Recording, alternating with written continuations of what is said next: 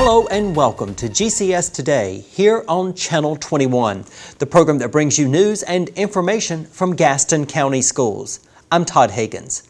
On today's edition, we talk with Dan Barber from Pleasant Ridge Elementary, who is the current Gaston County Assistant Principal of the Year.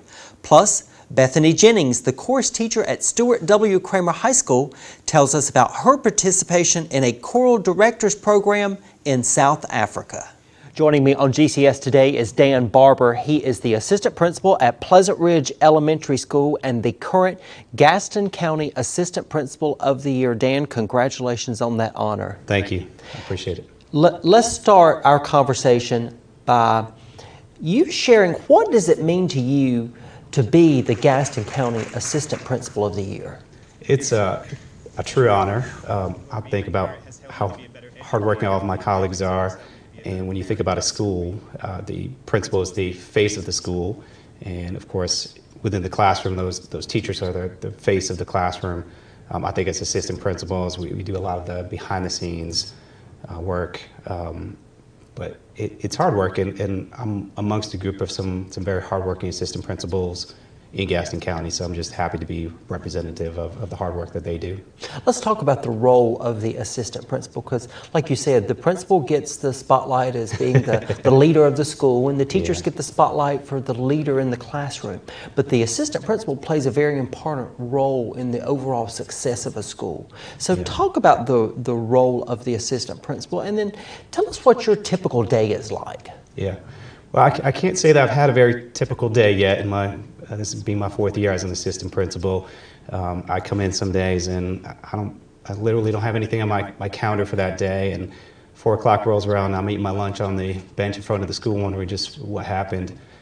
I think back there when the best way I know to describe the work of the assistant principal is when I was a teacher. I would tell my students when teaching them about September 11th, the great respect I had for the firefighters and first responders that went into the building while everybody else was coming out of the building. And as administrators, I think we're trained to, when problems arise, we've got to rush to those problems, and whether it's a student in crisis or an upset parent or just a number of different things that arise during the part of the school day, operational things and instructional things, that we're the first responders to those sort of things, and the decisions that we make in those moments and the way that we handle it reflect well on the school. And you have to be supportive of the principal, because the principal really can't do it all. Yes. And so he or she relies on an assistant principal to help with the daily duties and the day-to-day operations of the school. Yep. And I think until you wear those shoes, it's hard. Your perspective just even kind of opens up to just the enormous amount of things that it takes to run a school on a daily basis. And an assistant principal may be over buses, or they may be over discipline, or a number of other areas that they may have responsibilities for, and it really depends on, it's from school to school, really. With you, how do you start your day as an assistant principal? What does that look like for you? Yeah, and I would say I try to think of things as there's a lot of operational and managerial things that we do as administrators. I start my day, my favorite parts of my day is I'm out front of the school, opening car doors with our safety patrol as parents come up in the morning. It usually doesn't take long before I've got a parent or a student that needs something or stopping up to the school. But I think just being out front and being the face of the school and welcoming, and from there kind of transition into the building. I try to kind of plan out my day so that what's nice these days is a lot of the operational things I can take them into a classroom, and I can work on a testing plan or a bus route as I'm sitting in a classroom, because I really want to be amongst the students and in those classes as much as possible, and be able to give feedback to teachers and speak with students and just interact with them. I know that this year we're focusing on storytelling. Yes, sir. For our theme. So what is your education story? Is there a person or an event or something that influenced your decision to become an educator? So I'd be remiss if I didn't give 100% of the credit to my mother. She likes to tell the story. So when I was younger, I earned my Eagle Scout at a very early age, but I stuck around in scouting and helped others because I think that was important to me, that servitude and being able to give back to others. So when I went off to college and did my undergraduate work, I actually was a dual major. I majored in psychology and English, and had just about finished up all the degree requirements for both those degrees after 3 years. And my mother at that point said to me, she said, you know what, you should get teacher certified. The school I was at had if you completed your degree, you could get your certification in a year. So rather than let me just kind of coast through that last year, she really pushed me to get my teacher certification. And so I did that. When I left my undergraduate experience, I actually started working for a couple colleges and universities, but just felt called to do something and just to, those experiences when I was helping out with scouts and working summer camps, and I just felt like I had a knack for doing some pretty positive things with kids, and so I transitioned back to being a teacher and haven't looked back since. What is your story, particularly with Gaston County Schools, where you started and now into the assistant principal role? Yeah, so this is my 5th year with Gaston County Schools. I started off as an instructional facilitator for HH Beam, and then spent a year as an assistant principal at Wood Hill, 2 years as an assistant principal at Gardner Park, and now, of course, I'm at Pleasant Ridge as an assistant principal. Okay. Now, in your time as a teacher and the instructional facilitator and now as an assistant principal, in your job, how do you know that you're making a difference? I know that being a teacher, being an administrator can be challenging at times. There are a lot of rewards, but it can be challenging at times. How do you know when you are being successful? Yeah, I think that's a great question. And what I tell the teachers I work with, I say there's a Chinese proverb that one generation plants the tree and the next generation benefits from the shade. So I don't think we always see that long-term benefit of some of the things, some of the positive work that we do with the students. I can say personally, I do take delight in some of those just kind of day-to-day victories that we get. I could think of, for example, a couple of weeks ago, I had a student that was struggling, and I spoke with him and could hardly get but a couple words out of him. And so I did a little background research and figured out he had some pretty tough stuff going on in his family life. So last week he had another incident, and I just happened to be in his hallway, and I heard the door slam and kind of watched him as he stormed out of his classroom, and kind of followed him, and he ended up on a bench outside of my office. And so I was able to kind of pull him in and had a great conversation and get his day back started on a good note. And so I saw his teacher this past Friday, and he was just raving about how the rest of his week had gone. So I think we have to take delight in those victories. I think as educators, we're fatalists. If 19 things go right, we go home and we think about that one thing that didn't quite go as well. But you have to play that long game and understand that the work that we do has just hugely beneficial effects on our students. I think that story makes me think about how assistant principals and teachers and other adults in schools really are role models for children, and can be a support system for children. And that is very important because it's more than just learning the ABCs and the 1, 2, 3s in the classroom. Yep. You find yourself taking care of other needs that a student may have. So I think that it's very important to be aware of the whole child, the concept of the whole child, not just the academic part. Yeah.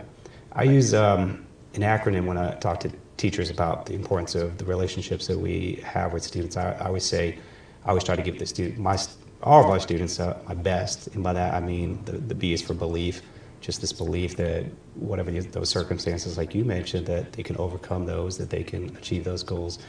E is we have to be encouraging of our students.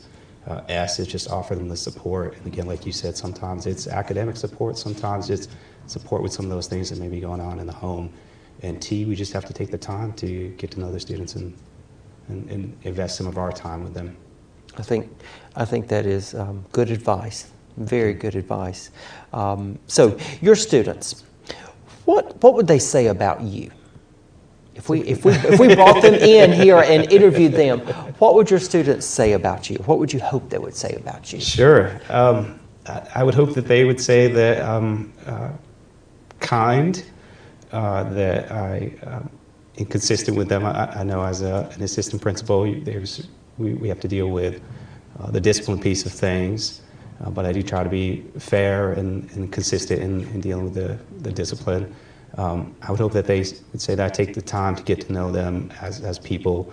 Of course, as you brought up, we've got this emphasis this year on stories, and I think the stories of our students are just so important. And sometimes it can just take a couple minutes, and I always try to make the time to chat with students and kind of get a little insight, a glimpse into their lives, because I think that's important. I think sometimes you can't work on the academic piece until you can peel away some of that onion of some of the other things that they have going on. So I would hope that they would say some pretty kind things about me. Now, you have taught a lot of lessons over the years. Yeah. What lessons have your students taught you? Yeah. I think the one that resonates most with me is just being able to put things in perspective. I had a student that had just learned some pretty devastating news. He had learned that his father was going to be locked up for life in prison. And he brought that, and he was at school the next day, and just himself, and just keeping, persevering through the academics of that day.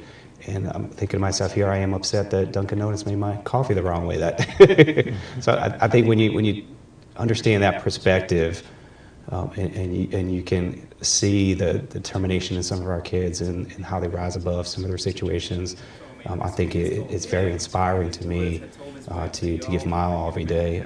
I would say, as educators, we're on stage all the time. It's not a job that we can come in and say, well, I'm just going to sit in my classroom or sit in my office and give my students busy work. Or I think that they deserve better, and they deserve our best. And so I think that's the lesson, to just every morning when I get up and go to school, to give it just my best. If there are teachers out there that are thinking about, maybe I should take the next step in my career, and they're thinking about getting into school administration and becoming an assistant principal, what advice do you have for that teacher? Yeah, I'll be honest, it was probably the hardest decision I made. I think we often talk about being called as teachers, being called to be in the classroom, and I taught for 11 years and enjoyed every minute of it.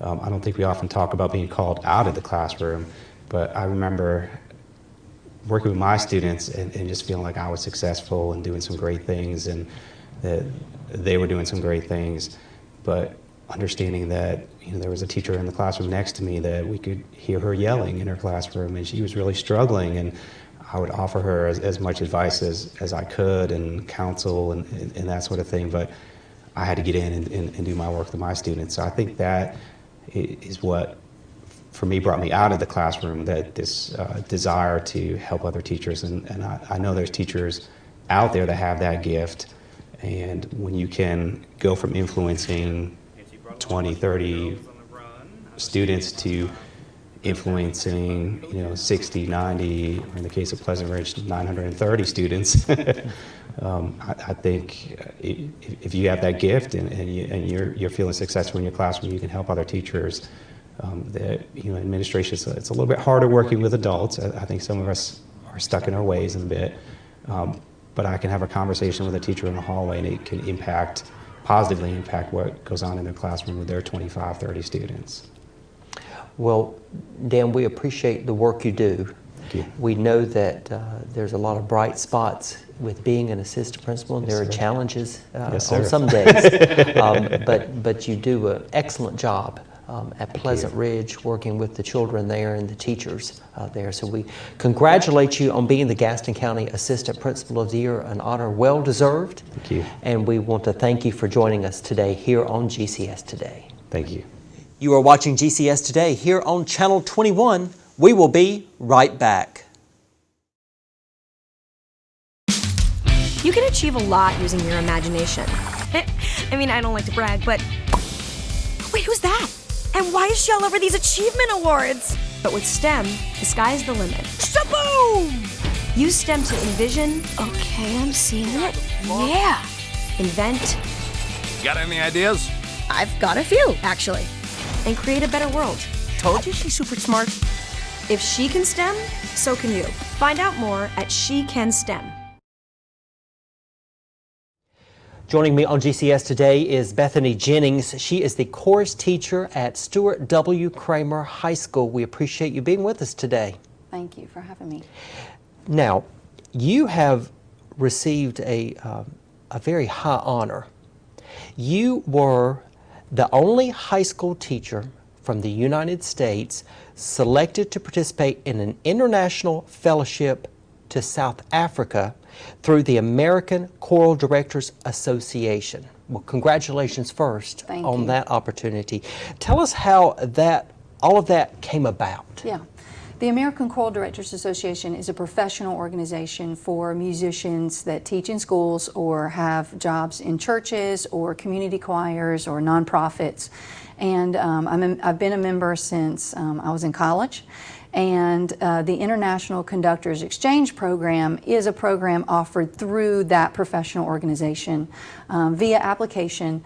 And I never dreamed that I would be selected, but I met the criteria for that. And the criteria was based on just a diversity of experience. So I've taught high school, I've taught middle school, I'm a church musician as well, and have done some other things, but also with that I had to not prove, but I had to demonstrate some service to that organization. So I've served in the American Choral Directors Association for the North Carolina chapter as secretary for 8 years on the board and help in those capacities too. So also with the application I had to submit a video of me teaching with my students, and so that was all part of the application.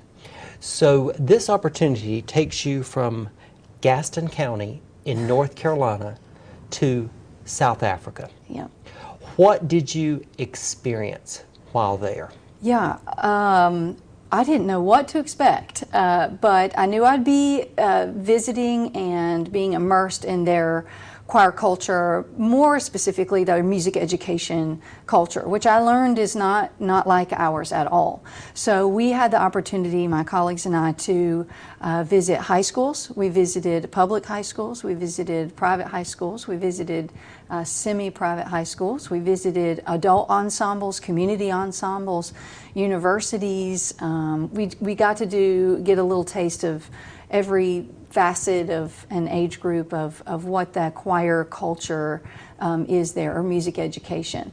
I also got to experience some of the culture. They plan some cultural things as well. So I got to visit Soweto and the Nelson Mandela House, visit the Regina Mundi Church, and just some of those things too. Very, very comprehensive itinerary that they had planned for us. So.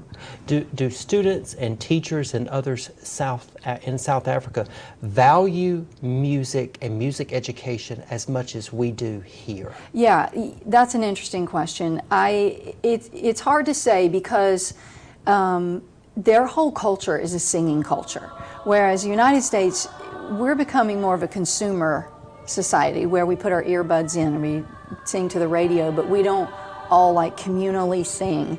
But in South Africa they do. So you could be out in public and you're going to hear singing and adults and children, but in the schools they don't have formalized music education. They don't have like a music class that they go to. So if students want to participate in anything musical, they do that outside of the regular school day. Their school day looks very different than ours. Lots of, like, they have 10 periods and they're all like 35 minutes each, and just different. So I think they value music and music education, just not, it doesn't look the same here. So from this opportunity, with what you've experienced and what you learned, how has that influenced what you do in your course room at Stuart W. Cramer? Yeah, really twofold there. I think that at Stuart Cramer, our school's now we're in our 7th year, and I've been there from the beginning. So it allowed me, because I went to South Africa in the very beginning of school. Not ideal. This was just when it was planned, so it was just a rough time of year to go, but it allowed me to take a step back from what we had been doing the previous 6 years. Take a look at what has been working for us, what is stale. Are we in a rut? What am I doing? Why am I doing it? How am I doing it? So it really offered me an opportunity to kind of step back and reevaluate what I've been doing in the classroom.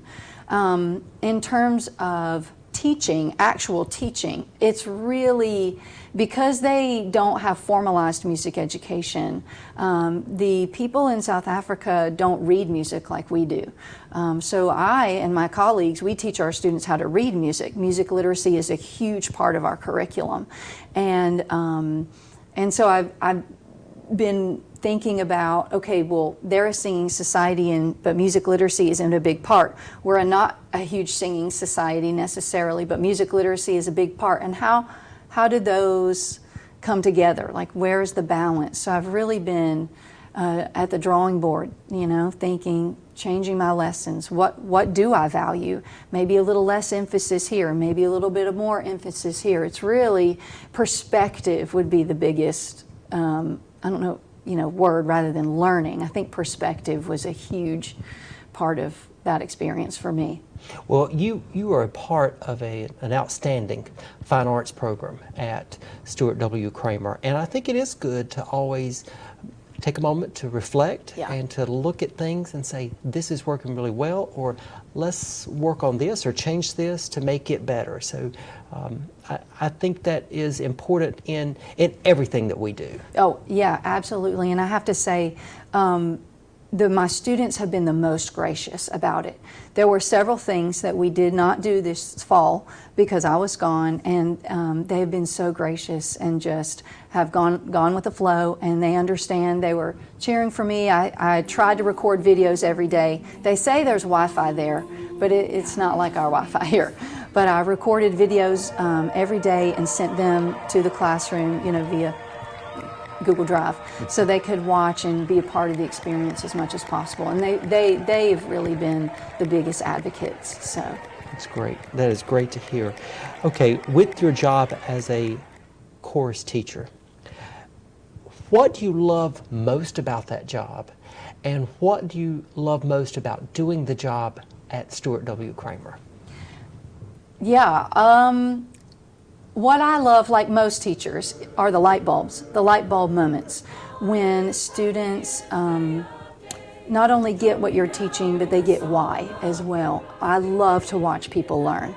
If they invest just a little bit of effort and they're, what we say, picking up what I'm putting down, and to watch them succeed is just paramount for me. Now, in the choral music art, we do it together in a big group, so even more so, to watch something and be a part of something bigger than myself, and watch individuals put themselves aside to be a part of something bigger than themselves. It just really inspires me, and I think that's one of my favorite parts of the job.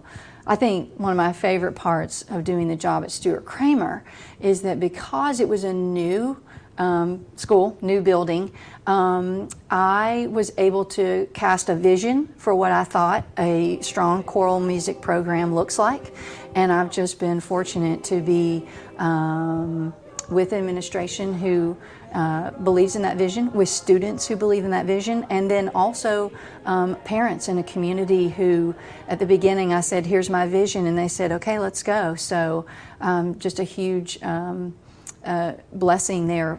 It's just administration, students, and the community with this vision, because I cannot do it myself, and I know my colleagues would say the same, because you're right, we do have a strong fine arts program. Music education, we hear a lot about the value of music education. Why is it so important for students? I think, at the graduate level, you have these philosophy classes, and what we talked about there is there's really two philosophies. So there's the utilitarian philosophy that says music and music education is good to help other things. Rhythmic instruction is going to be with math. It's all mathematical. Then you've got, in the choral art, you've got text. So that's going to reinforce literacy skills, and then often it's in a different language. So then you've got foreign language. Then sometimes we can choose text that's historically based, and we get to talk about history. We get to talk about other cultures. We can talk about math. We can talk about science and the science of acoustics. So, you know, from a utilitarian standpoint, the study of music education helps us study all of other facets of education. But then, on the other side, you have the aesthetic philosophy that says art for art's sake, beauty for beauty's sake. You know, we study music education and fine arts to appreciate their aesthetic value and their aesthetic contribution to who we are as people, what causes us pleasure, and what causes us to enjoy things and see beauty. So me, I'm a both. I see it both ways, and I could probably argue both, but I think it's all of it together. I think the utilitarian aspects of it, sure, we can study so much and help students with so many other things through the study of music, but then also just engaging their spirit. What's beautiful? I don't know that we have enough of that in our society today. Respectfully submitted. So Yes, yeah. well, I can see both sides, but I do think that the creativity and the beautiful side of music and the arts certainly are very meaningful and very powerful. So with your students, if we had them here in this room, what would they say about you, or what would you hope that they would say about you? Yeah, oh gosh. You know, in our program at Stuart Cramer, we have a motto, and our motto is all in, all one. And I would hope that they would say that I am all in. I am all in for what I do. I am all in about the choral art. I'm all in about achieving at the highest level. They would probably say I do have very high standards, and I'm very serious about what I do. I have had some people, I would say accuse me of having really high standards, but I think that for me, when I was younger, many teachers growing up, even here in Gaston County, because I'm from here, set high expectations for me, and that's what helps me, help me become the person I am, and I think that that's just part of it. I'm all in, I have high expectations, and they could probably tell you some funny stories and embarrass me, but that's okay. They may not admit it, but those high expectations that you have makes them perform and strive at a higher level. I hope so, but I also, and I hope they would say too, that I try to model these things, but I don't always win. I'm not perfect, but I feel like I try to model when I do mess up or make a mistake, taking accountability for that, and so I hope that that's what they would see. What is it that you want students to gain from being involved in a chorus program like yours? Yeah, I think initially giving students an immediate place to belong in a big group and doing teams type activities and getting to know other people and how you have to function with other people. Often, some classes it's just you and your work. And I think when you get into the fine arts and the choral art, you have to work with others. And I think it's about being around others and offering them a place to belong, but not blend in. So if that makes sense, I think for me, that's kind of paramount. And that doesn't have anything to do with music instruction specifically, but I think that my background is in athletics, and if athletes get it all the time, they understand the whole team concept, but not all of our students are athletes, so they have to be taught how to work in groups and respect others and kind of put ourselves aside for the good of the large group and find a place, like I said, to belong. I think that's really, really important anymore because these students, if they're not athletes or they're not involved in other fine arts, there's just not that many places for them to socially interact and work together with other people on a project. Now, beyond that, I hope they gain musical skills, like I could run the whole list of, rhythmic and tonal sequences and harmony skills training and that kind of thing, but that's what I'm supposed to be doing. That's what the state of North Carolina says that I have to do. But beyond that, I want to create a space for them and a culture where they feel like they belong and they can be themselves and contribute to something bigger than themselves. So. Well, we want to congratulate you on your accomplishments. Thank you. And the trip to South Africa is amazing, and that's something that not every teacher gets to be a part of. So, congratulations on being selected for that, and thank you for everything that you do to help our students and to help our students appreciate and learn about the beauty of art. And I think that's very, very important. Bethany Jennings, the chorus teacher at Stuart W. Cramer High School, thank you for being with us here today on GCS Today. Appreciate it. Thank you for watching GCS Today here on Channel 21. Before we go, we would like to give a shout out to the students in the new Public Service Academy at Cherville High School. They had the opportunity to get an up-close look at a medevac helicopter and learn from the flight crew what it is like to work in the field of medical evacuation. Plus, we would like to congratulate East Gaston High School senior Carter Beck, who scored his 100th goal during the last soccer game of his high school career. Way to go, Carter. I'm Todd Higgins for GCS Today. We look forward to seeing you next time.